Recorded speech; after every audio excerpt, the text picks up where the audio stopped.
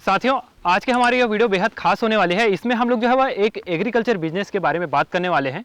यहाँ पर आप देख पा रहे हैं, ये जो है वह काफ़ी हाइटेड घास है। यहाँ पर आप इसकी हाइट का अंदाज़ा लगा सकते हैं मेरे हाइट से।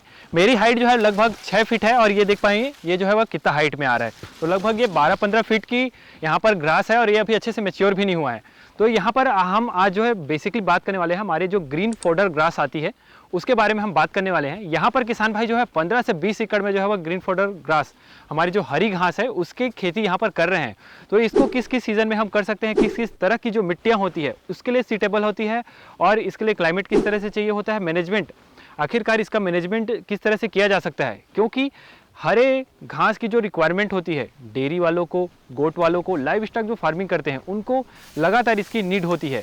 तो किस तरह से किसान भाई ने जो एक सिस्टम बैठाया हुआ है जिससे कि वह 12 माह जो है वह इस तरह से घास की प्रोडक्शन ले रहे हैं और उसकी सप्लाई भी कर रहे हैं। तो मार्केटिंग को भी हम समझते हुए चलेंगे किसान भाई से कि आखिरकार वह जो मार्केटिंग है किस तरह से मार्केटिंग अपना बनाकर रखा हुआ है।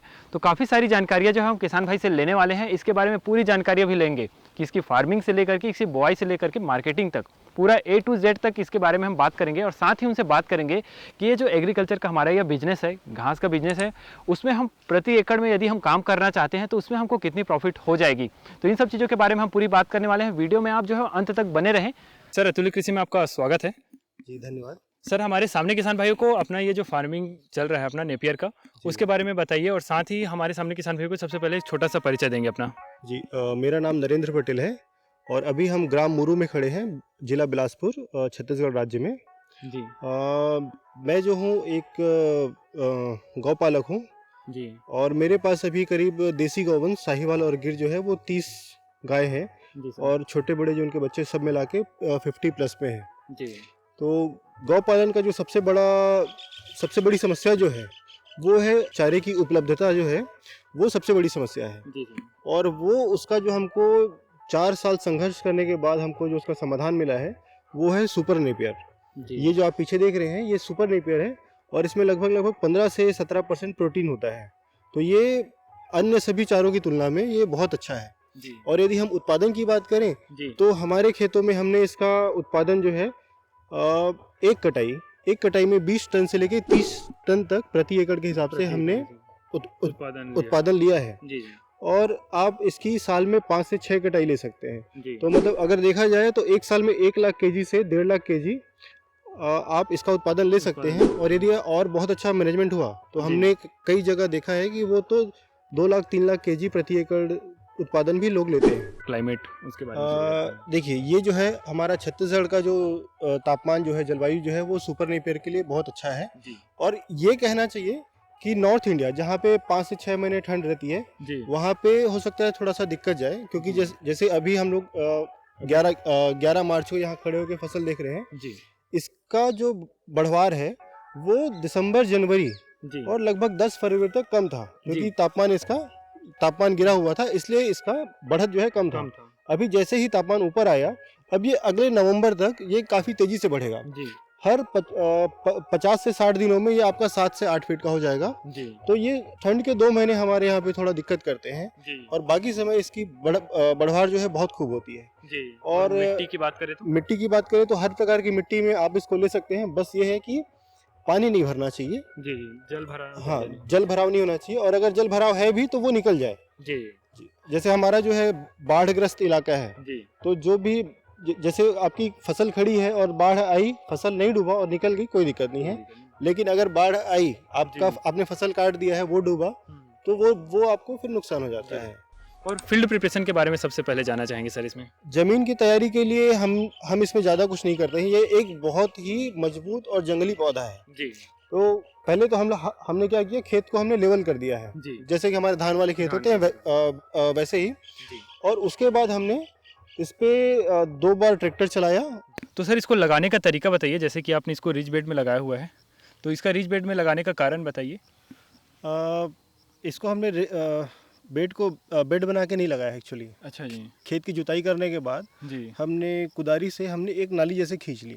अच्छा और रो से रो की जो दूरी है वो 2 फीट की है। जी और वो जो नाली जैसा एक हल्का नाली जैसा बन गया, और रस्सी पकड़ के जब हम खींचे तो जी उसके बाद हमने नेपियर को काट कर उस नाली में रखा, जी और नाली में रखने के बाद हमने पूरा उसको मिट्टी से ढक दिया। जी तो हमने हर तरीका ट्राई कर लिया है लगाने का। जैसे हम उसको 45 डिग्री एंगल में पहले लगाए थे, जी लेकिन वो तरीका, उससे हमको अच्छा तरीका ये लगा। जी उतना कार्यकर नहीं हाँ रहा वो। जी जी। अभी देखिए जैसे ये वाला जो स्टेम लगा है, जी तो उसके हर गांठ में हमको फुटाव मिला है। जी हर ब्रांच में, हर जगह में फुटाव मिला है। जी और लगभग ये 85 से 90% ये सक्सेस होता ही है। अगर जी। किसी वजह से कोई स्टेम सूखा रहा तो वो अलग बात है, जी बाकी लगभग ये सक्सेस हो जाता है। तो इससे एक तो हमको फुटाव ज़्यादा मिल रहा है और ये ज़्यादा घना भी होता है। तो ये तरीका हमको बहुत अच्छा लगा है। और जो हम इसको लगाते हैं तो लाइन से लाइन की दूरी 2 फीट रखते हैं, क्योंकि हमारे यहाँ उर्वरता जो है वो थोड़ी कम है। जी तो उस हिसाब से ये इस डिस्टेंस पे हमको काफ़ी अच्छा उत्पादन मिला है। जी इसके पहले हमने जब उसको 3 बाई 3 पे लगाए थे, पहले जब लगाए थे, तो उसके कंपैरिजन में हमको लगभग 1.5 गुना उत्पादन इस तरीके से मिला है कि हमने उसको हाई डेंसिटी प्लांटेशन कर दिया, जी तो हमारा जो उत्पादन है वो लगभग 1.5 गुना बढ़ गया। जी। तो अब हम इसी तरीके से ही सारे खेतों में लगाते हैं। जी। और जैसे हम इसमें लगाते हैं स्टेम को, तो उसमें कितने गांठें होती चाहिए सर? हम लोग कोशिश करते हैं कम से कम 3 गांठ रहे। जी। और कितने नंबर्स ऑफ स्टेम लगते हैं प्रति एकड़ में? यदि आप इसको 2 बाई 2 पे लगाएंगे जी तो आपको प्रति एकड़ लगभग 11,000 गांठें लगेंगी। जी मतलब आपको 1 एकड़ में 11,000 रुपये का खर्चा है, लेकिन वो एक ही बार का है। उसके बाद आप फुर्सत, फिर जी। आपको फिर सालों साल ये इसको देखने का ज़रूरत नहीं है। जी। जी। और इसको कितना समय हुआ है सर ये लगभग अभी? ये लगभग 20 दिन हुआ है इसको। 20 दिन लगे हुए हैं, इसमें इतनी हाइट आ गई। इसको 20 दिन हुआ है। अभी हम इस पे एक काम करेंगे, जहाँ पर किसी वजह से जर्मिनेशन नहीं हुआ है वहाँ पे हम इसको दोबारा लगाएंगे। और साथ ही फिर अभी लगभग 10 दिन बाद जब ये इस साइड का हो जाएगा जी। तो हम इसकी कटाई कर देंगे। अच्छा, उसको कट कर देंगे? कट कर देंगे। उसका फ़ायदा ये है, जैसे अभी यहाँ से 1 निकला है, यहाँ से 4 निकले हैं जी। यहाँ से 2 है। 2 है। तो जब हम इसकी कटाई करेंगे पूरे नीचे से, तो ये 4 की जगह 6, 8, 10 निकलेंगे, जी। तो उत्पादन बढ़ेगा फिर।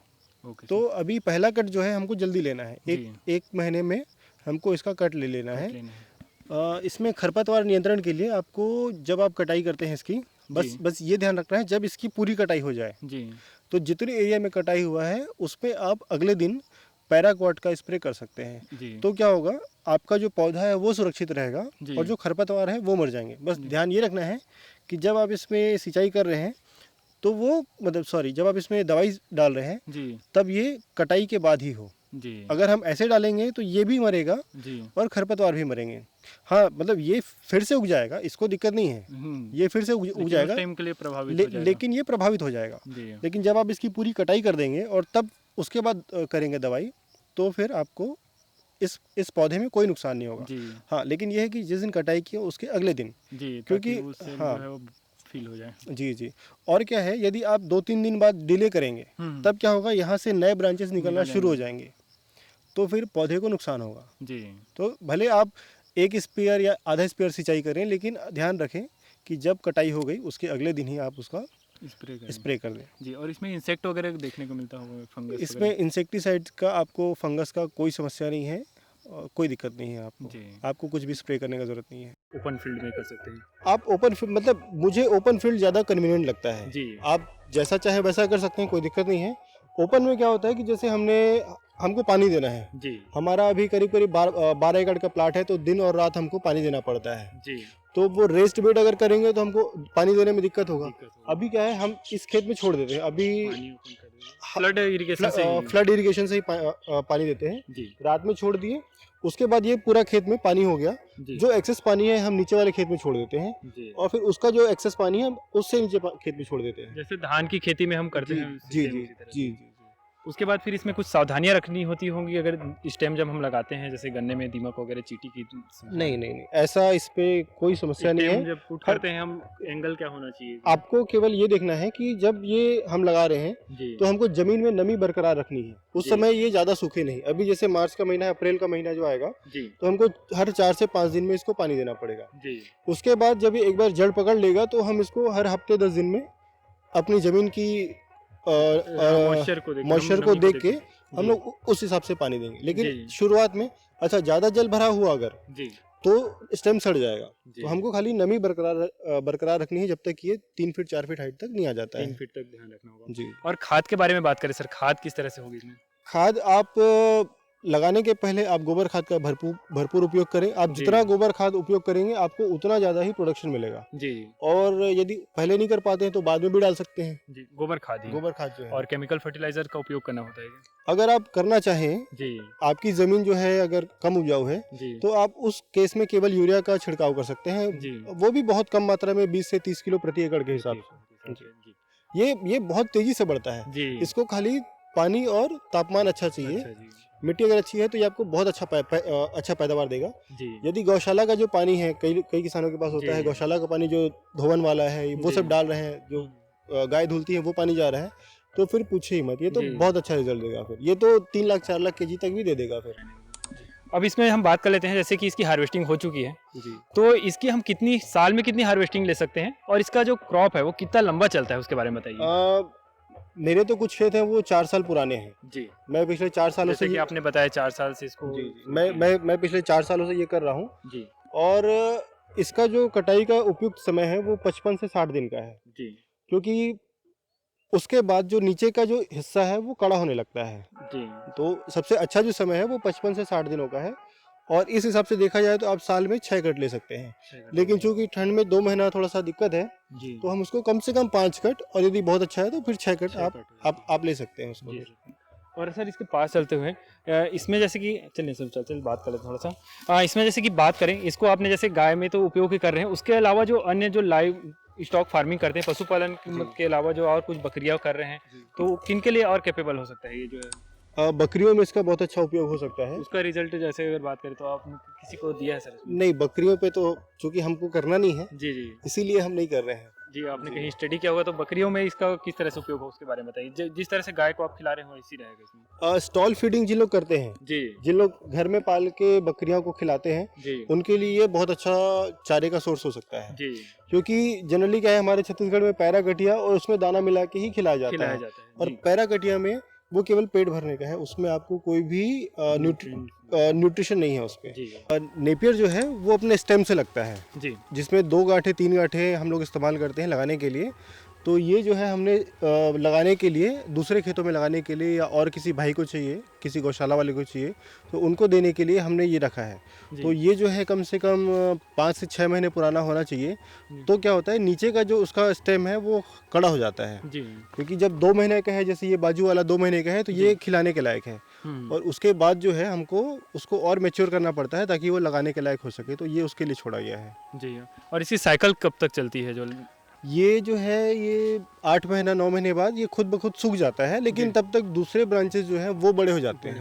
और जैसे हमने बिजनेस के बारे में जानना चाहेंगे सर, क्योंकि मेन हमारा वीडियो का वही मोटो था कि इसमें जैसे अगर कोई ग्रीन फॉडर को लेकर के बिजनेस करना चाहते हैं हरी घास में, तो इसमें किस तरह से वर्क कर सकते हैं?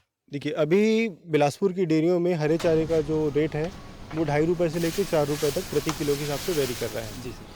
और यदि हम इसका 2.5 रुपये भी पकड़ें तो 1 एकड़ में 1 लाख केजी यदि आप मिनिमम उत्पादन लेंगे, जी। तो भी साल भर का 1 साल में, जी। तो ये लगभग 2.5 लाख रुपए का होता है। जी।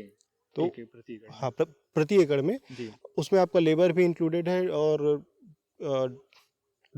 ढुलाई का, कटाई का सब है। जी। तो आप कम से कम यदि आप 1 रुपये भी बचाते हैं तो 1 लाख रुपए आपका बच जा रहे हैं। 1 एकड़ से बच जाएगा, और ये आपका हर साल बचेगा। जी। ये लगभग कितने साल? 7 साल बताया आपने। 7 साल? अभी तो 4था साल हमारे यहाँ रनिंग 7 है। साल चलता है करके हाँ, बताते हैं। अब ऐसा लोग बताते हैं, लेकिन 4 साल का तो हमारा प्रैक्टिकल है ही। जी। जी। और इसमें आपने वो जो खर्च बताया वो सारे बच जाएंगे, जो कि हमारी नई फसल जी, है। जी, कोई अदर फसल लेते हैं तो उसमें जी। हमको जो आने वाला रहता है, तो वो जो आपको दूसरी फसलों में बार बार जुताई और फिर सीड से लेके हार्वेस्टिंग का जो समय है, जी। वो 2.5 महीना जो गैप हो रहा है, इस पे तो आपको खाली ये है कि ठंड के जो 2-2.5 महीने हैं, जी। दिसंबर जनवरी फरवरी का आधा, जी। उस समय आपको उत्पादन मिलेगा, लेकिन कम मिलेगा। जी। लेकिन बरसीम से ज़्यादा ही उत्पादन मिलेगा। जी सर। बरसी में आप लगा रहे हैं उससे ज़्यादा ही उत्पादन मिलेगा और कम मिलेगा। जैसे ही अभी देखिए, आज 11 मार्च है और ये फसल 8 फीट 9 फीट की फसल हो गई है। जी। तो जैसे ही थोड़ा सा गर्मी आया, ये तुरंत बढ़ेगा। जी। तो ये अन्य सभी चारों के मुकाबले, ये आज के डेट में मैं बोलूँ तो हमारे उत्तर भारत को छोड़ दे, जहाँ बहुत ठंड पड़ती है, उसके अलावा ये सबसे बेस्ट चारा है ऑल ओवर इंडिया के लिए।